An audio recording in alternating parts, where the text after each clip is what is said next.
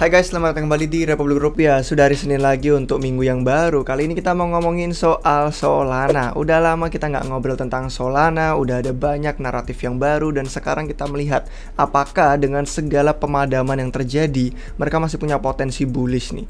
Karena terakhir-terakhir dengar kabar Solana pasti beritanya juga padam, beritanya juga macet. Kayak hal-hal yang selalu negatif. Gimana kalau kita ngelihat mungkin ada beberapa potensi bullish? Nah, itu semua yang akan kita cari tahu hari ini. Oke, let's go.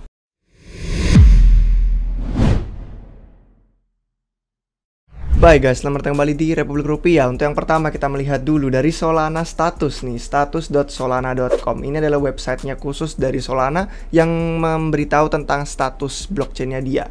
Apakah dia sedang oke, sedang berjalan lancar atau tidak. Kalau kita ngelihat dari awal tahun 2022 ya, udah banyak banget yang namanya masalah.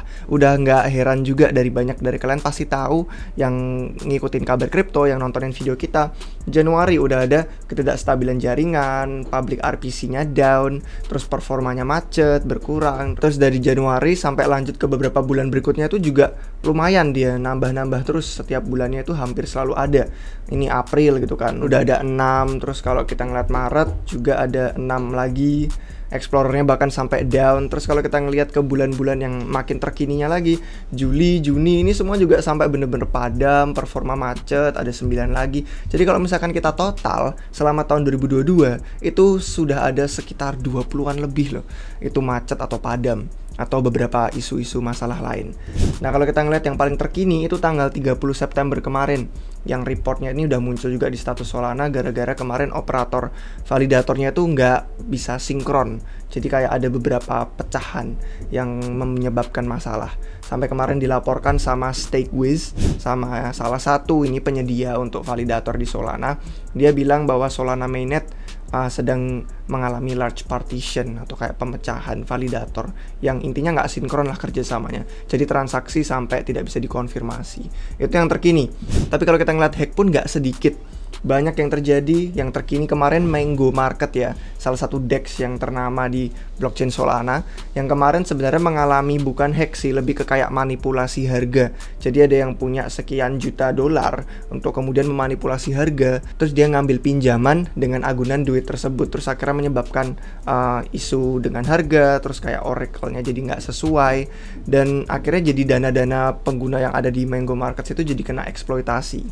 Terus kalau misalkan kita ngelihat yang video-video kemarin waktu di YouTube kami, belum lama juga kita kan bahas tentang misteri yang ada banyak dana tersedot dari dompet Solana, jutaan dolar gitu kan disedot habis.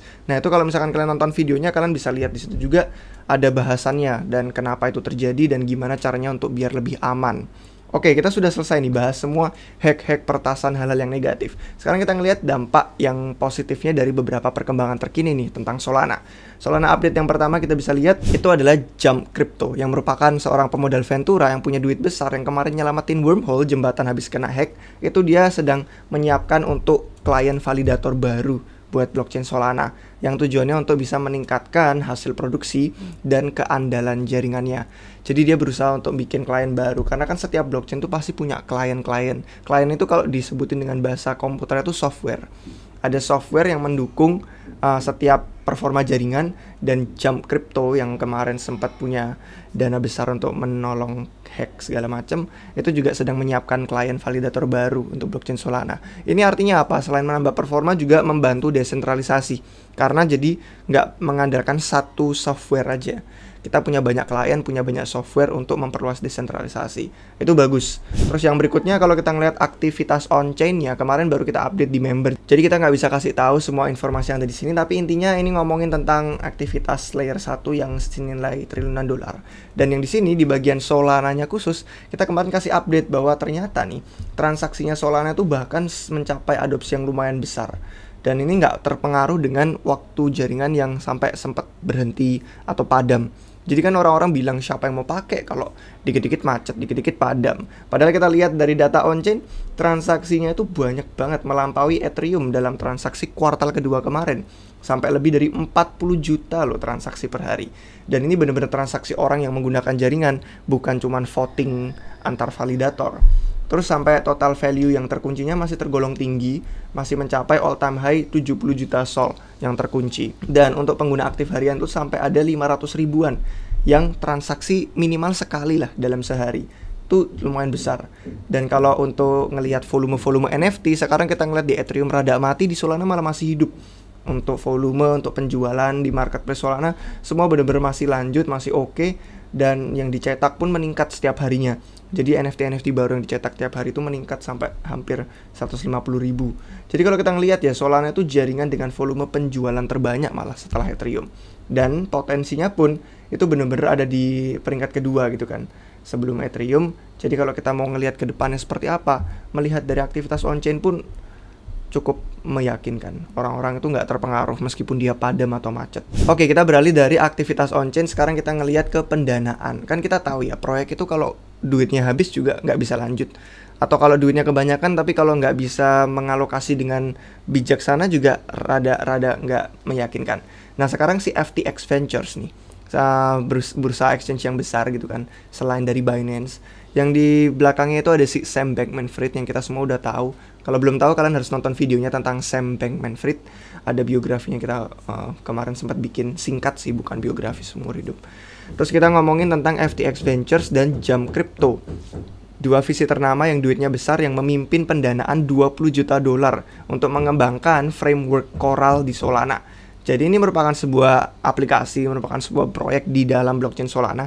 Jadi bukan pendanaan langsung ke Solananya, cuman ini merupakan aplikasi yang bisa mendukung adopsi NFT secara massal. Jadi kalau kita ngomongin Ethereum itu rajanya DeFi, kita tuh nggak menutup kemungkinan Solana bisa menjadi rajanya blockchain untuk NFT. Karena sejauh ini seperti yang kita lihat tadi, on-chain-nya lebih bagus dalam hal NFT. Dan ini ada pendanaan dana yang besar untuk mereka mendukung gimana caranya aplikasi-aplikasi NFT yang baru, yang benar-benar inovatif, itu bisa berkembang dengan makmur dan subur di Solana. Nah kalau ngomongin tentang NFT nih, semisal kita berpaling kepada game ya, dulu kan ada trennya besar tentang game, tentang metaverse. Jangan lupa ada game yang AAA budgetnya, game yang grafiknya bagus yang ada di Solana. Dan mereka baru saja belum lama ini meluncurkan demonya. Jadi kalau kita ngelihat videonya gitu kan, ini videonya ada showroom Unreal Engine 5. Ada gameplaynya, bisa kalian tonton sekarang nih di background, di green screen ini. Star Atlas itu bisa dibilang salah satu game berbasis NFT paling ambisius. Kalau kita nonton ini, meskipun udah bertahun-tahun lamanya gitu kan, dan memang butuh lebih lama lagi sebelum game ini bisa bener-bener full terbentuk. Sekarang para pemain yang nggak sabar jadi nggak perlu nunggu untuk coba-coba karena udah ada demo. Nah demo gamenya ini masih limited, masih terbatas, cuman udah bisa kalian mainkan lewat Epic Games. Jadi kalau kalian masuk ke tokonya Epic Games, kalian udah bisa nyobain nih demo gamenya. Ini diluncurin waktu tanggal 30 September kemarin sebagai bagian dari acara live streamnya. Terus Star Atlas Showroom ini kayak demo pre-alpha gitu, sebelum alphanya, dari teknologi Unreal Engine 5. Untuk yang pada suka ngegame pasti tahu Unreal Engine 5. Dan ini menggerakkan game Star Atlas. Jadi kalau kalian udah pada punya mungkin NFT Star Atlas, kemarin ngikutin hype, atau mungkin belum pernah punya terus tertarik untuk nyoba, nah untuk yang punya NFT ini bisa nih menjelajah lingkungan 3D-nya, melihat-lihat kapal, kendaraan, terus ngelihat di mana mereka bisa investasi. Nah Star Atlas ini cuma menawarkan akses ke orang yang punya NFT memang sekarang. Cuman nanti akhir tahun akan diperluas demonya, ada fitur-fitur tambahan, ada kemampuan untuk multiplayer, ada fungsi-fungsi untuk chatting, obrolan, terus ada kemampuan untuk bisa membawa kapal kita itu keluar untuk bisa bener-bener terbang gitu kan. Jadi kalau kalian ngeliat videonya cukup menarik ini maksudnya. Demo Star Atlas sudah ada di Epic Game Store, jadi silahkan cek aja kalau misalkan kalian tertarik untuk mainan ini. Oke, nah yang berikutnya itu kemarin ada si Helium yang merupakan jaringan menggunakan 5G dan kayak wireless dan IoT. Pokoknya dia melakukan segala hal yang berbasis seluler dan berbasis gadget-gadget menarik. Itu kemarin pindah juga ke Solana blockchain. Jadi mereka nggak membangun jaringan blockchain sendiri, tapi mereka pindah ke Solana yang udah ada. Jadi Helium migrasi ke Solana. Kurang lebih itu sih untuk beberapa update terkininya dari Solana. Kalau ada yang kelewatan kalian bisa komentar di bawah. Tapi untuk beberapa risiko dan kontra ya kita bisa lihat ya, kemarin ada pemadaman gitu kan. Terus ya ada sentralisasi, yang beberapa video dari Anatolinya sendiri sih pendiri, kadang dia suka membagikan hal itu sebagai hal yang mengkhawatirkan juga. Atau kadang ada transparansinya, kita nggak tahu Solana Foundation punya berapa banyak supply sol. Terus yang mengendalikan dana cadangan komunitas dipakai untuk apa, kayak itu juga kurang. Dan itu semua disebutin sendiri sama Anatoly di beberapa video dalam wawancaranya. Jadi itu beberapa risiko dan kontra yang sedang menyelimuti Solana selain dari pemadaman blockchain-nya. Terus sama ada regulasi. Kita kan nggak pernah tahu ya yang dianggap sekuritas mana, apakah Sol itu aman gitu kan. Dan memang sih ada beberapa kaitannya dengan FTX dan Sam Bankman-Fried yang udah teregulasi di Amerika Serikat. Cuman tetap aja dengan lobby-lobby politisi kayak gini kita nggak pernah tahu apa yang akan terjadi. Sejauh ini memang cuman Bitcoin dan Ethereum yang benar-benar udah clear bahwa mereka bukan sekuritas. Jadi itu masih merupakan risiko di Solana. Gimana menurut pendapat kalian guys? Apakah ini semua kabar yang cukup bagus dan bullish? Kalau misalkan ada yang kurang kalian komen di bawah. Kalau misalkan ada beberapa pendapat silahkan ngobrol juga di komentar.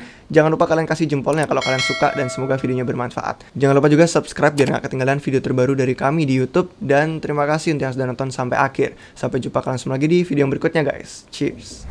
Hai guys, jangan berhenti sekarang. Kalau kalian baru di dunia kripto atau udah berpengalaman tapi masih mau mendalami dunia kripto, kami punya bantuan dan informasi yang bisa kalian temukan dengan menjadi anggota Republik Rupiah. Nah, dengan menjadi anggota RR, kalian akan mendapatkan rangkuman dan komentar pasar, update portofolio tim RR, kemudian riset koin dan token kripto, peluang airdrop, ICO, DeFi, dan NFT, ada video tutorial dan kursus, serta akses ke perpustakaan dan alat riset kami. Nah, kalian dapat menemukan semua harga dan informasi untuk link pendaftaran di deskripsi video di bawah ini. Nah, di website republikrupiah.com kami juga punya artikel berita gratis, blog gratis, dan link ke semua video YouTube kami. Di sana kalian juga bisa temukan merchandise yang kami jual, yang biasanya dipakai sama David itu. Nah, perlu diingat bahwa setiap konten yang kami buat bertujuan untuk edukasi dan juga hiburan. Jadi buat kalian yang membutuhkan saran investasi maupun nasihat keuangan, silahkan hubungi seseorang penasehat keuangan. Sampai jumpa di episode selanjutnya. Bye!